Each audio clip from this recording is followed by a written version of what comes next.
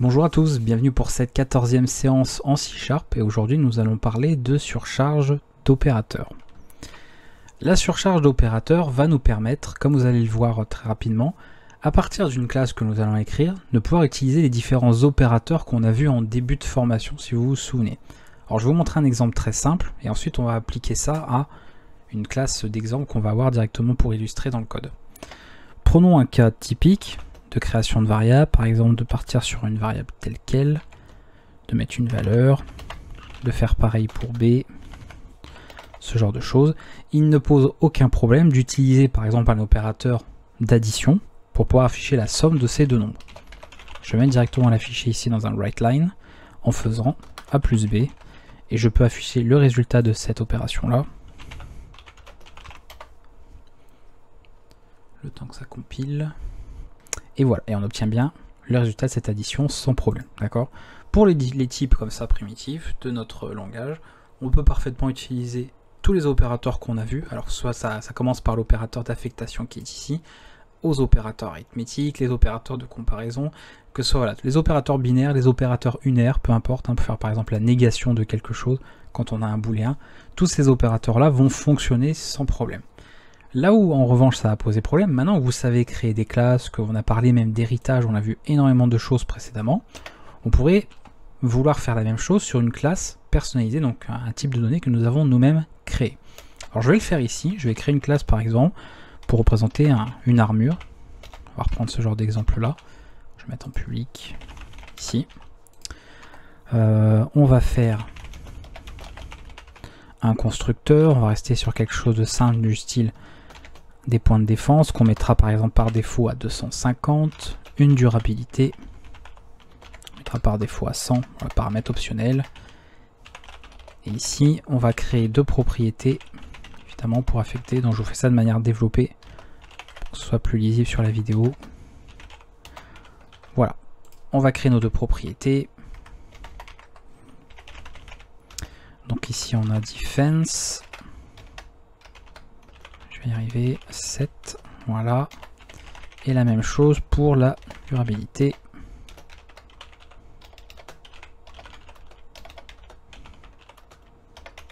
Ok, on a tout ça et pour le moment bon, on va rester sur cet exemple là. On va créer une armure, donc là je vais aller assez vite puisque c'est pas des choses nouvelles, hein, c'est juste petit rappel et révision de ce qu'on a vu précédemment. AR, New Armor, je vais la créer par défaut ici. Petit affichage des informations, donc je vais mettre, on va passer par la propriété, voilà comme ça, et ensuite on passera par l'autre propriété durability. On va mettre de durée de vie, bah c'est ça en fait, hein. Durabilité. Hop. On va recompiler aussi et on va voir un peu ce qu'on obtient. Donc là, bon, rien de nouveau, tout quelque chose de classique. On a rappelé notre constructeur, il prend ses valeurs par défaut, il n'y a pas de problème. Et si bien sûr je lui indique autre chose, on aura bien évidemment ces valeurs affectées, ça pas de problème. Donc on peut passer par notre constructeur, on peut créer voilà, notre objet, il n'y a pas de souci, c'est très bien à ce niveau-là. Maintenant, moi j'aimerais pouvoir faire quelque chose, c'est-à-dire de pouvoir effectuer des opérations, alors notamment on va rester ici pour le moment en tout cas sur des opérations arithmétiques avec ces armures. Par exemple, alors prenons une armure, je vais en créer une deuxième ici. Alors celle-là je vais la créer par défaut, ça change, ça variera un petit peu au niveau du code. Voilà, et là on va mettre 85, 130, et on va refaire la même chose ici pour afficher tout ce qu'on a, sauf qu'on affiche les propriétés d'un autre objet. Je recompile aussi au fur et à mesure hein, pour qu'on fasse étape par étape. Voilà, on a nos deux armures, ok, avec leurs différentes propriétés. Et moi j'aimerais pouvoir par exemple créer une armure qui serait, alors je vais en faire une autre ici, une armure beaucoup plus résistante, je vais l'appeler Big. Et cette armure en fait j'aimerais que ce soit la somme des deux que j'ai. C'est-à-dire de faire ce genre de choses, ce genre d'opération là, d'accord? Me dire bah en fait je veux qu'elle puisse m'additionner cette première armure avec cette seconde. Et ensuite bah, on verra pour afficher, par la suite, pour afficher toutes les informations de cette armure là, et ce qui nous permettra de, au secours, de vérifier qu'on a les bonnes infos. Ici si je tente de compiler le programme, évidemment nous allons tomber sur une erreur, et l'erreur va vous indiquer précisément qu'on ne peut pas appliquer l'opérateur, donc ici le plus, aux opérandes de type armor et armor. Donc il essaye en fait, on a un opérateur binaire ici qui attend donc 2 opérandes, et il ne peut pas faire l'addition de ça. C'est un petit peu normal encore une fois, parce que votre ordinateur, en tout cas le langage ici, est tout à fait capable de faire des additions entre des entiers, entre des réels, entre même travailler avec des booléens, ce genre de choses. On l'a déjà vu précédemment quand on a vu tous les opérateurs, même pour les conditions, les boucles, etc. Mais ici, pour lui, une armure, il ne sait pas comment la représenter, et donc ne pourra pas non plus procéder à la somme. C'est-à-dire, que veut dire additionner finalement, dans ce cas précis, une armure avec une autre? Qu'est-ce que ça veut dire? Eh bien ça va être à vous de définir cette règle-là, et de surcharger un opérateur qui est concerné par l'opération que vous voulez effectuer. C'est pour ça qu'on parle de surcharge d'opérateur. Alors tout ce qui est lié à la surcharge, la redéfinition, c'est pas mal de choses qu'on a commencé à voir avec l'héritage, qu'on continuera de voir avec les prochaines vidéos. Donc ça va nous suivre quand même pendant 3, 4, 5 séances. Donc on va en reparler très souvent. Mais ici, on va vraiment se concentrer sur la surcharge d'opérateur. C'est de se dire que cet opérateur plus qu'on a vu tout à l'heure, on va le surcharger dans ma classe pour dire ici, expliquer en fait après par la suite au niveau de la compilation qui se fera, comment on additionne deux objets de la classe armor. Donc pour faire cela, vous allez le déclarer public, statique, évidemment, ce qu'on va vouloir y avoir accès ici, on ne veut pas que ce soit en fait directement lié à l'objet lui-même, c'est un élément statique. Et ici, on va surcharger avec le mot-clé opérateur, donc ça, il n'y a pas de surprise. Alors, comme ça va nous renvoyer quelque chose, parce qu'on veut que ça nous renvoie, vous voyez ici, moi je veux que ça me renvoie un nouvel objet, donc ça va être son type de retour, donc armor, opérateur plus. Voilà. Et ici, donc pour les paramètres, entre parenthèses, on va indiquer les éléments qu'il nous faut. Pour pouvoir retourner une autre instance donc de armor, il en faut 2. Donc je vais mettre A, armor B par exemple. Voilà, de ce type-là. Tout simplement. Ici, pareil, je vais développer, je ne vais pas faire ça en une seule ligne. On va pas faire un corps d'expression. On va garder ce format-là pour que ce soit plus lisible pour vous. Et on va indiquer la règle en fait à appliquer avec cette surcharge d'opérateur plus. C'est-à-dire qu'est-ce qu'on va faire? Donc moi ce que je vais faire en fait, c'est renvoyer finalement donc une instance. On va pas faire d'ailleurs, on va faire plutôt un return comme ça. Voilà, on va le retourner ici. Et on va créer une nouvelle instance armor, parce que je rappelle c'est ce qu'on veut retourner ici en fait via cette opération. Et on va voir un peu comment on définit les choses. On voit que notre constructeur attend la défense en premier et la durabilité en second. Et on va définir arbitrairement, donc ça c'est au choix, c'est vous qui voyez. Moi je vais définir arbitrairement que ici, faire la somme de 2 armures, c'est en fait additionner 1 à 1 ces 2 propriétés, c'est-à-dire 1 à 1, ces 2 propriétés, la défense d'un côté et la durabilité de l'autre. Donc de faire A.defense plus B.defense, ça c'est le premier argument, et ensuite A.durability plus la durabilité de l'objet B. Voilà. Je rappelle, c'était en une seule ligne, vous mettez la flèche ici, et pas besoin du return, mais ça, pareil, vous êtes censé savoir le faire à ce stade. On va pouvoir faire ça, cette fois-ci on va compiler, je vais décommenter la partie là, et on vérifiera si on a bien la somme qui était prévue. Et notamment si j'ai pas fait d'erreur, mais normalement c'est ok. Voilà, donc vous avez bien ici, vous voyez, la durabilité 100 plus 130, ça a bien été additionné, et ici 250 plus 85, ça a bien été additionné. Donc on a obtenu effectivement un objet, et on a enfin pu rendre cette opération compatible, cette opération en tout cas reconnaissable. D'accord, le compilateur ici ne vous a pas indiqué en fait qu'il n'était pas capable de faire cette opération, puisque nous avons redéfini cet opérateur le plus. Donc ici en tant qu'opérateur binaire, puisqu'on attend 2 opérandes, c'est pour ça que c'est ce qu'on a en paramètres, ça fonctionne. Alors si on voulait bien sûr avoir le plus du style, quand par exemple vous créez un entier, c'est ça qu'on le fait quand même pas, mais généralement quand on fait un nombre, petit rappel, quand on écrit ça, je vous rappelle que vous pourriez tout à fait écrire ceci. Voilà. On a l'habitude de mettre le moins pour un négatif, c'est vrai qu'on ne met pas le plus puisqu'il est implicite, mais ici ce serait dans le cas de l'application donc de l'opérateur de manière unaire, parce qu'il est appliqué qu'à un seul opérande. Donc ça on pourrait le redéfinir, et si c'était le cas, si on voulait surcharger l'opérateur plus en tant qu'opérateur unaire, et on aurait évidemment qu'un seul objet à passer. Donc tout dépend bien sûr de comment vous écrivez en fait cette ligne-là par rapport à l'opérateur à surcharger. Donc nous, moi je vois pas d'intérêt ici de surcharger le simple opérateur unaire plus. Voilà, il n'y a pas de, en soi ça ne m'intéresse pas, donc je n'ai pas besoin de le faire ici. Alors attention, tous les opérateurs ne vont pas être surchargeables. Alors généralement les opérateurs unaires, je vais faire un petit passage commentaire rapide, je ne vais pas tous les énumérer, à vous éventuellement de vous renseigner de votre côté si vous voulez savoir précisément quels opérateurs sont surchargeables ou non, mais les opérateurs unaires, comme je vous l'ai indiqué, du style ceci, moins A, notamment, bon, on va aller voir cela peut-être, je vous donnerai un petit exemple, parce qu'ils sont pas, notamment ces opérateurs-là, sont pas toujours simples à mettre en place. C'est pas toujours ce qui est le plus, on va dire, le plus évident pour les gens, et les opérateurs de ce style, hein. Voilà, d'accord. Donc ceux-ci sont surchargeables. On peut également surcharger, bien évidemment, comme on l'a fait, ce type d'opérateur, d'accord, binaire. Donc évidemment, vous allez pouvoir faire la même chose avec n'importe quel autre opérateur, ça va de soi. Même avec des opérateurs qu'on n'a pas forcément vu en détail, d'accord, de ce style-là. Bref, il y a vraiment plusieurs possibilités comme ça. Il y a éventuellement des surcharges qui seront implicites. Et on va en voir un exemple ici qui va suffisamment parler, notamment ça. Par exemple, si je veux dire que big ici, c'est pas la somme de AR plus AR2, d'accord. Alors il faudrait peut-être que je fasse un autre exemple, il faudrait que je refasse un autre. New big, voilà. Mais en fait, je veux dire que c'est... Alors c'est pas lui-même, c'est plutôt... c'est pas ce qu'il faudrait que je fasse en fait. Je viens de faire une bêtise, c'est big, ouais, je vais faire comme ça. Plus égale un autre, par exemple ceci, d'accord. Ici je rafficherai big, voilà, j'avais pas besoin d'un autre objet. Ça je rappelle, hein, révision, ça veut dire en fait qu'on a ce calcul-là. D'accord, c'est une écriture raccourcie. On a en fait véritablement ici l'opérateur de somme qui est effectivement fait, et ensuite on a une affectation à cet objet. Et bien ça, pas besoin de le surcharger, ce sera fait de manière implicite. Dans la mesure où on ne peut pas de toute façon surcharger l'opérateur d'affectation, d'accord, les fonctions sont telles quelles, hein, vous voyez, on peut bien créer ici nos instances, donc ça marche, il n'y a pas de problème, heureusement, sinon ce serait très embêtant. Par contre, comme nous avons surchargé ici l'opérateur pour faire une somme entre deux opérandes, et bien automatiquement, implicitement, vous avez surchargé cet opérateur-là. Donc là, si je recompile, alors je sauvegarde et je recompile, ça aura marché. On aura en fait rajouté, il m'a mis un warning, oui, c'est parce que j'ai créé une variable que je n'utilise pas, tout va bien. Hop, on recommence. Et ici, on a bien effectué la somme, d'accord. En fait, on a ajouté à 335, 250, et on a ajouté à 230 la somme, enfin le centre de durabilité.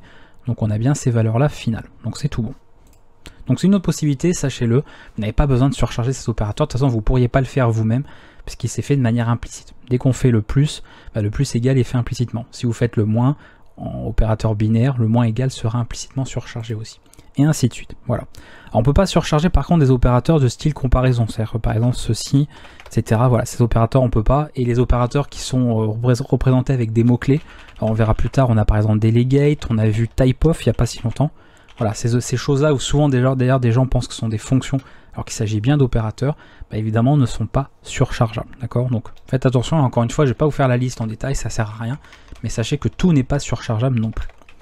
Là où ça va être intéressant en revanche, c'est le fameux opérateur true. Parce que ça, je sais que souvent, autant ça peut peut-être sembler, alors quand on sait le faire assez logique, autant ça, on peut se demander finalement comment je peux représenter cet opérateur-là. D'ailleurs, je ne vous ai pas dit aussi, on peut bien sûr surcharger l'opérateur d'égalité, les opérateurs par exemple strictement inférieurs. Et on va voir que pour true, ça suit une règle assez spécifique. Ici, je vais surcharger l'opérateur true, c'est-à-dire surcharger l'opérateur true pour une armure, ça veut dire dans quel cas je considère que l'armure est vraie. Alors ça peut sembler bizarre encore une fois, et c'est pour ça qu'on doit le surcharger. C'est-à-dire que là, si je fais ce test ici, alors je vais enlever le premier, que je fais ça, mais oui. Attention, un test absolument incroyable. Non, 3 petits points bien sûr pour montrer le côté un peu blasé, c'est important. Voilà. On recompile. Certains langages, je précise que certains langages pourraient tout à fait considérer que dès lors où vous avez un objet qui est déclaré, une donnée qui est déclarée, elle est vraie. Parce qu'on considère en fait son existence propre qui est vraie. Donc certains langages, ça fonctionnerait. En faisant ce genre de test, ils vous diraient, pour moi ça, comme ce n'est pas une valeur particulière, je sais pas, nul, 0, anti/0, je ne sais quoi, encore une fois ça dépend des langages, ils considéraient que tout ce qui n'est pas ça, chaîne vide ou autre, est vrai, et donc ce genre de code fonctionnerait. C# vous fait comprendre encore une fois, le compilateur, qu'il ne peut pas convertir implicitement le type armor, qui vient donc de cet espace-là, en booléen, d'accord. On va devoir également préciser, voilà, il y a une ambiguïté sur finalement qu'est-ce que ça veut dire si qu'une armure est vraie, et donc, ça fonctionnera par paire, qu'une armure est fausse. Et c'est là qu'il va y avoir une petite différence. Si vous surchargez l'opérateur true, vous devrez également surcharger l'opérateur false. De même, si vous surchargez l'opérateur d'égalité, vous devrez surcharger dans la foulée l'opérateur d'inégalité. Pareil pour celui-là, il faudra faire ça, etc. etc. L'opérateur ici, et donc il faudra surcharger celui-ci. D'accord, il fonctionne par paire de toute façon. Si vous l'oubliez, vous inquiétez pas, le compilateur vous rappellera que vous devez surcharger, pas compiler l'autre opérateur. Et d'ailleurs volontairement je compilerai juste avec true et je pense que le compilateur nous dira de toute manière qu'il faut également surcharger false. Donc on va le faire. Et ici c'est différent, c'est-à-dire que ça, d'accord, donc en fait je rappelle, hein, quand on fait ce genre de test, c'est comme si j'avais écrit ceci, d'accord, c'est vérifier en fait une égalité à true. Donc c'est pas cet opérateur qui nous intéresse, c'est surtout de dire que ça vaut true, ok. Et ça, il faut le surcharger pour indiquer qu'est-ce que c'est. Donc on va avoir besoin de renvoyer, en fait, qu'à partir de cet objet-là, on puisse renvoyer un booléen, c'est-à-dire true ou false, puisque c'est ça qu'on veut en fait définir pour que ce soit possible hein, comme opération au niveau de notre objet de classe Armor. Donc je vais le faire aussi. Public statique, ça c'est classique. Ça doit renvoyer un booléen, d'accord. Et ici mon opérateur, donc opérateur true. Il n'a besoin que d'un seul élément, d'accord. C'est un opérateur unaire, ici. Et je vais l'écrire là, même si le calcul serait assez rapide. On va le faire, on va changer un peu. Comme ça, encore une fois, ça change les écritures, ça vous fait réviser plein de choses. Voilà, on va le faire comme ça. Et là, je choisis.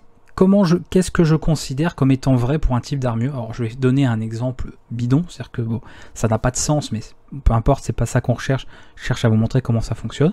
Où je vais choisir que de manière arbitraire, pour moi, une armure qui est vraie, c'est donc je vais considérer dans ma conception que c'est une armure qui a suffisamment de défense, et donc je considère qu'une armure dite vraie est une armure qui a au moins 100 ou plus de défense.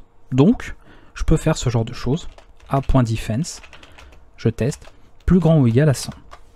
Et voilà ce qui sera considéré comme vrai. Je rends la chose possible. C'est-à-dire qu'en faisant ici ce test-là dans ma condition, il va vérifier cette information-là. Est-ce que la défense de cet objet, donc là, la propriété defense de l'objet ici de classe armor, est bien supérieure ou égale à 100. Si c'est le cas, il considérera donc que c'est vrai, c'est ce qu'il renverra. Sinon, forcément, il considérera que c'est faux. Et là, il va se passer ce que je vous ai dit, c'est-à-dire qu'il va me dire, tu n'as pas pensé à surcharger l'opérateur qui va de pair avec true. Voilà, il me dit qu'il exige qu'un opérateur correspondant false soit aussi défini. Donc là, vous faites l'inverse en fait. Si ça doit être supérieur ou égal à 100, alors soit vous choisissez une autre règle, encore une fois ça vous doit, mais attention parce que s'il y a un cas où ça peut être ni vrai ni faux, vous êtes dans une ambiguïté qui n'a pas de sens. On sait que ce qui est binaire, true ou false, c'est soit l'un soit l'autre, ça peut pas être ni l'un ni l'autre ou les deux à la fois, d'accord. Donc on va faire ça, opérateur false. Alors, mon exemple du coup est très simple à trouver l'inverse. Hein. L'inverse de ce que j'ai mis dans true, c'est ça. Et c'est du coup plus inférieur strictement à 100, forcément. Si ce n'est pas supérieur ou égal à 100, c'est donc forcément strictement inférieur. Donc là on ne peut pas se tromper. Et à ce moment-là, en compilant cette fois-ci, on aura effectivement le calcul qui va fonctionner. Et ça compile et ça fonctionne. Il nous indique que cette armure est donc bien vraie. Et effectivement, je vous rappelle que par défaut, une armure à 250 de défense, c'est donc bien supérieur ou égal à 100. Maintenant, si je change cette valeur par 80, effectivement là, il va pas être content et on nous mettra non. Voilà comment ça fonctionne.